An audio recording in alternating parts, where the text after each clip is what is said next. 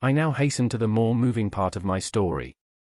I shall relate events that impressed me with feelings which, from what I had been, have made me what I am. Spring advanced rapidly, the weather became fine and the skies cloudless. It surprised me that what before was desert and gloomy should now bloom with the most beautiful flowers and verdure. My senses were gratified and refreshed by 1,000 scents of delight and 1,000 sights of beauty.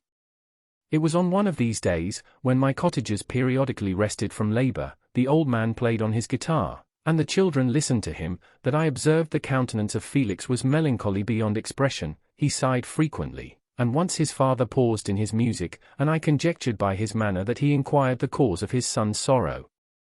Felix replied in a cheerful accent, and the old man was recommencing his music when someone tapped at the door. It was a lady on horseback, accompanied by a countryman as a guide. The lady was dressed in a dark suit and covered with a thick black veil. Agatha asked a question, to which the stranger only replied by pronouncing, in a sweet accent, the name of Felix. Her voice was musical but unlike that of either of my friends. On hearing this word, Felix came up hastily to the lady, who, when she saw him, threw up her veil, and I beheld a countenance of angelic beauty and expression.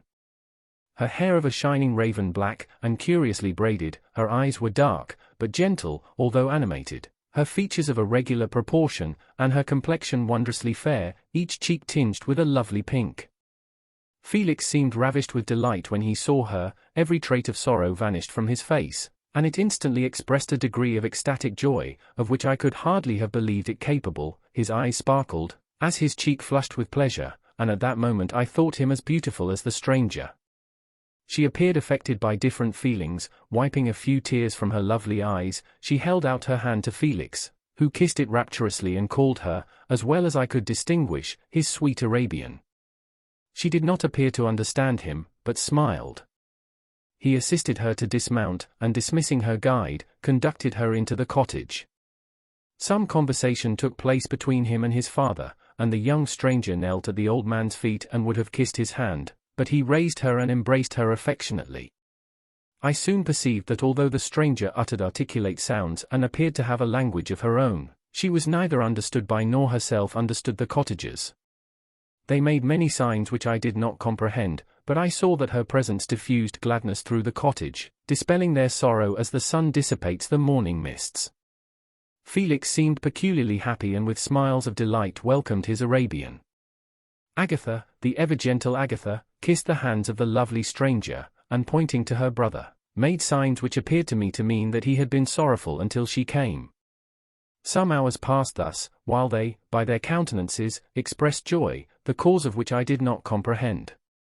Presently I found, by the frequent recurrence of some sound which the stranger repeated after them, that she was endeavoring to learn their language, and the idea instantly occurred to me that I should make use of the same instructions to the same end. The stranger learned about 20 words at the first lesson. Most of them, indeed, were those which I had before understood, but I profited by the others. As night came on, Agatha and the Arabian retired early. When they separated, Felix kissed the hand of the stranger and said, "Good night, sweet Safie." He sat up much longer, conversing with his father, and by the frequent repetition of her name I conjectured that their lovely guest was the subject of their conversation. I ardently desired to understand them, and bent every faculty towards that purpose, but found it utterly impossible. The next morning Felix went out to his work, and after the usual occupations of Agatha were finished, the Arabian sat at the feet of the old man, and taking his guitar, played some airs so entrancingly beautiful that they at once drew tears of sorrow and delight from my eyes. She sang, and her voice flowed in a rich cadence, swelling or dying away like a nightingale of the woods. When she had finished, she gave the guitar to Agatha, who at first declined it. She played a simple air, and her voice accompanied it in sweet accents, but unlike the wondrous strain of the stranger.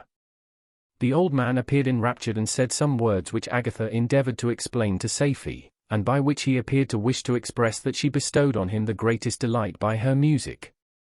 The days now passed as peaceably as before, with the sole alteration that joy had taken place of sadness in the countenances of my friends.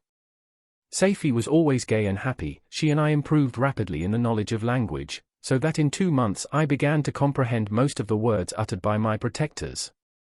In the meanwhile also the black ground was covered with herbage, and the green banks interspersed with innumerable flowers, sweet to the scent and the eyes, stars of pale radiance among the moonlight woods. The sun became warmer, the nights clear and balmy, and my nocturnal rambles were an extreme pleasure to me, although they were considerably shortened by the late setting and early rising of the sun, for I never ventured abroad during daylight, fearful of meeting with the same treatment I had formerly endured in the first village which I entered. My days were spent in close attention, that I might more speedily master the language, and I may boast that I improved more rapidly than the Arabian, who understood very little and conversed in broken accents, whilst I comprehended and could imitate almost every word that was spoken. While I improved in speech, I also learned the science of letters as it was taught to the stranger, and this opened before me a wide field for wonder and delight. The book from which Felix instructed Safie was Volney's Ruins of Empires. I should not have understood the purport of this book had not Felix, in reading it, given very minute explanations. He had chosen this work, he said, because the declamatory style was framed in imitation of the Eastern authors. Through this work I obtained a cursory knowledge of history and a view of the several empires at present existing in the world. It gave me an insight into the manners, governments, and religions of the different nations of the earth. I heard of the slothful Asiatics, of the stupendous genius and mental activity of the Grecians, of the wars and wonderful virtue of the early Romans, of their subsequent degenerating, of the decline of that mighty empire, of chivalry, Christianity, and kings. I heard of the discovery of the American hemisphere and wept with Safie over the hapless fate of its original inhabitants. These wonderful narrations inspired me with strange feelings. Was man, indeed, at once so powerful, so virtuous and magnificent, yet so vicious and base? He appeared at one time a mere scion of the evil principle and at another as all that can be conceived of noble and godlike.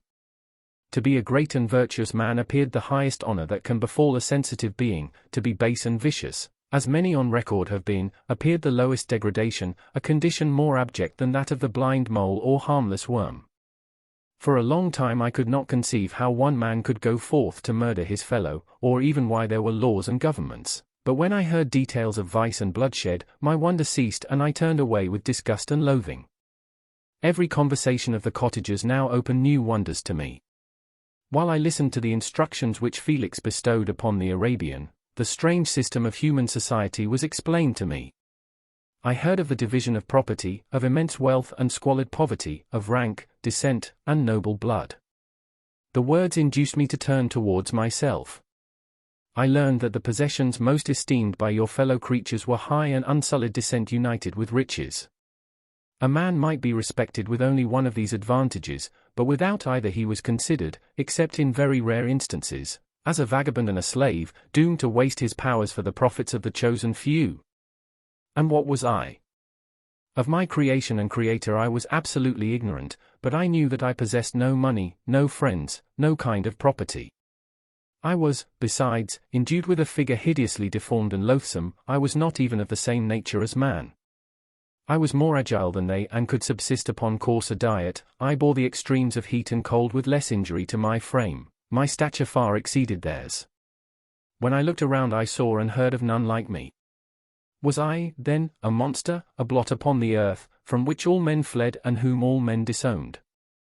I cannot describe to you the agony that these reflections inflicted upon me. I tried to dispel them, but sorrow only increased with knowledge. Oh, that I had forever remained in my native wood, nor known nor felt beyond the sensations of hunger, thirst, and heat. Of what a strange nature is knowledge! It clings to the mind when it has once seized on it like a lichen on the rock. I wished sometimes to shake off all thought and feeling, but I learned that there was but one means to overcome the sensation of pain, and that was death, a state which I feared yet did not understand.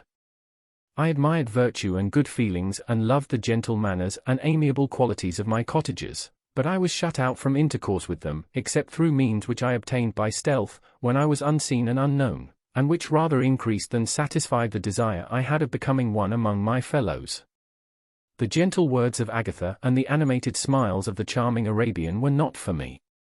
The mild exhortations of the old man and the lively conversation of the loved Felix were not for me. Miserable, unhappy wretch! Other lessons were impressed upon me even more deeply.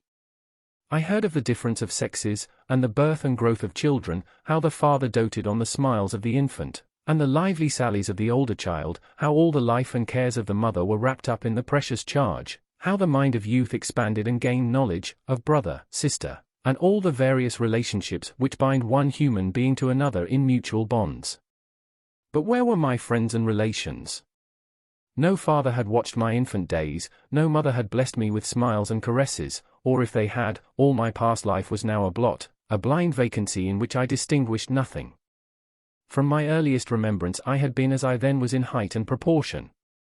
I had never yet seen a being resembling me or who claimed any intercourse with me. What was I? The question again recurred, to be answered only with groans. I will soon explain to what these feelings tended, but allow me now to return to the cottagers, whose story excited in me such various feelings of indignation, delight, and wonder, but which all terminated in additional love and reverence for my protectors, for so I loved, in an innocent, half-painful self-deceit, to call them.